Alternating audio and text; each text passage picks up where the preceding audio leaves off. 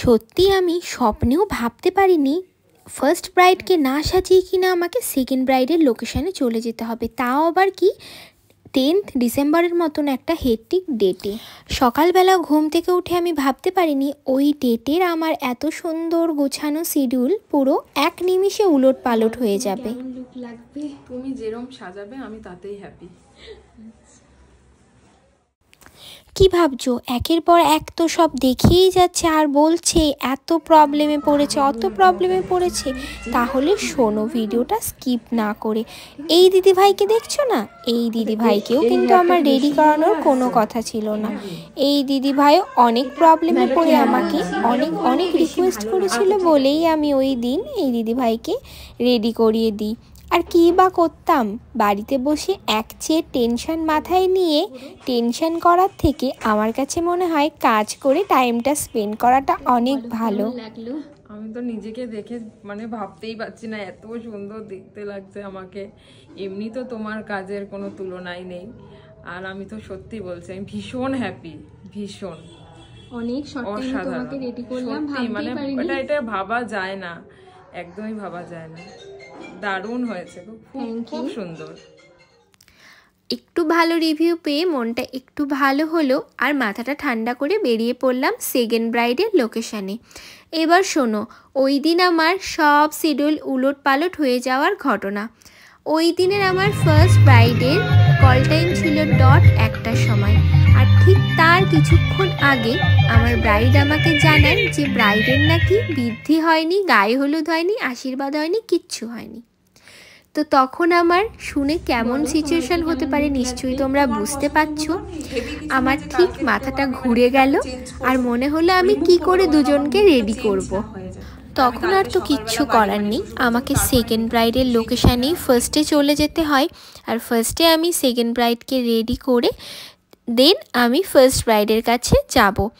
তো প্লিজ সবার কাছে রিকোয়েস্ট, নিজের কল টাইমটা প্লিজ একটু মেনটেন করো, কারণ তোমার একটা ছোট্ট ভুলের জন্য আর একটা ব্রাইডকে সাফার করতে হবে। আজকে আমার দুটো ব্রাইডই নবদ্বীপে ছিল বলে আমাকে এই প্রবলেমটা আমি সলভ করে দিতে পারলাম, বাট এটাই যদি আমার দুটো আলাদা আলাদা লোকেশানে হতো তখন আমি কি করতাম, এটা ভেবেই আমার মাথাটা একটু খারাপ হয়ে যাচ্ছিল।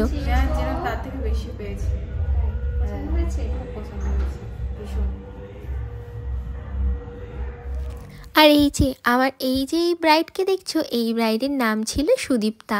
আর সুদীপ্তার লুকটা তোমাদের কেমন লাগলো নিশ্চয়ই কমেন্ট করে জানিও, জানাতে কিন্তু ভুলো না। আর ওকে কমপ্লিট করে তখন অনেকটাই সন্ধে হয়ে গেছে, আমি বেরিয়ে পড়লাম আমার সেকেন্ড লোকেশানে যাওয়ার জন্য। তখন প্রায় 6:30 বেশি বাজে, আর আমি আমার সেকেন্ড ব্রাইডের লোকেশানে পৌঁছাতে তখন 7টা প্রায় বেজে গেছে। আর সেই দিন অতটা প্রবলেম হয়নি কারণ লগ্নটা অনেক দেরি করেছিল। তার মানে বুঝতেই পারছো আমার একটার ব্রাইড আমার কাছে বসছে 7টার সময় রেডি হতে। আর কি করা যাবে, ঝটপট করে রেডি করাতে বসে গেলাম। ফার্স্ট কাজ করে যাতে তাকে বিয়ের মণ্ডপে আমি তাড়াতাড়ি পৌঁছে দিতে পারি। আমার এই ব্রাইডের নাম ছিল অর্পিতা, আর অর্পিতা একদম একটা মিষ্টি মেয়ে ছিল। তোমাদের এই মিষ্টি মেয়েটির লুকটা কেমন লাগলো নিশ্চয়ই কমেন্ট করে সবাই জানিও, আর ওর মুখেই শুনে নাও ওর কেমন লাগলো। বলো কিরকম লাগলো তোমার? পছন্দ হয়েছে তো? আবারও আমাকে অর্পিতার লোকেশান থেকে বেরিয়ে সুদীপ্তার লোকেশানে চলে যেতে হয়েছিল, কারণ সুদীপ্তার বোনকে রেডি করা বাকি ছিল। আর ও বেচারা বাচ্চা মেয়ে অনেকক্ষণ আমার জন্য ওয়েট করে বসেছিল, আর তার জন্য তোমাকে অনেক থ্যাংক ইউ আর অনেক ভালোবাসা। পছন্দ হয়েছে তো? খুব পছন্দ হয়েছে। এবার আমার বাড়ি ফেরার পালা।